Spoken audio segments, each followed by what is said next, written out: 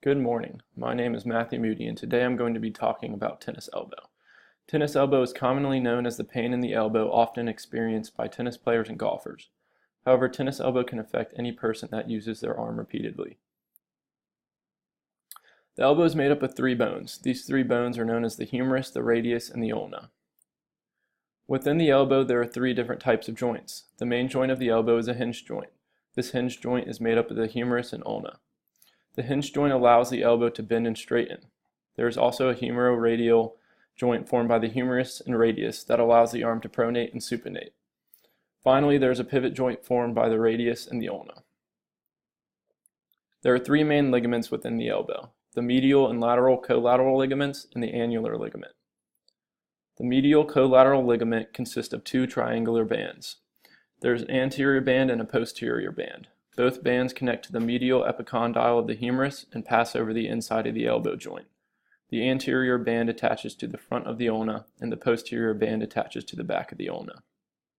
The lateral collateral ligament is a short, narrow band that passes from the base of the lateral epicondyle of the humerus to the annular ligament. The annular ligament is the band of fibers that circle the head of the radius. This allows the radius to maintain contact with the humerus. The main muscles of the elbow are the biceps and triceps brachii, the pronator teres, the brachioradialis, and the extensor carpi radialis brevis. The biceps brachii originate from the shoulder blade and travel down the forearm, where it crosses the elbow joint and inserts on the radius. The biceps brachii allow the elbow to flex, and it also assists with supination of the forearm. The triceps brachii originates from the scapula and the humerus. The triceps brachii crosses the elbow and attaches to the back of the ulna. It is the main extensor of the elbow joint. The brachioradialis originates on the bottom of the humerus and crosses the elbow joint and attaches to the radius. It helps flex the elbow and aids with pronation and supination of the arm. The pronator teres originates from the medial epicondyle of the humerus and inserts on the radius. It aids with flexion and pronation of the elbow. Lastly, the extensor carpi radialis brevis originates from the lateral epicondyle of the humerus and inserts on the third metacarpal of the hand. It extends the wrist and aids the extension of the elbow. It is also the most common muscle involved with tennis elbow. So what exactly is tennis elbow? Tennis elbow is medically known as lateral epicondylitis. Subjects that suffer from tennis elbow explain that it is pain that occurs over the bone on the outside of the elbow. It is ultimately the inflammation of the extensor carpi radialis brevis. Tennis elbow is commonly caused by overuse of the arm, improper technique in sports, or repetitive motions that flex the muscles of the arm and forearm. Repetitive movement of the elbow joint and forearm stress the muscles and tendons that construct the elbow. Sports like tennis and golf, as well as jobs that require the use of the hand, forearm, and elbow repetitively, often cause tennis elbow. Other important factors that can influence tennis elbow are muscle imbalance, decreased flexibility of the elbow joint, and someone's age.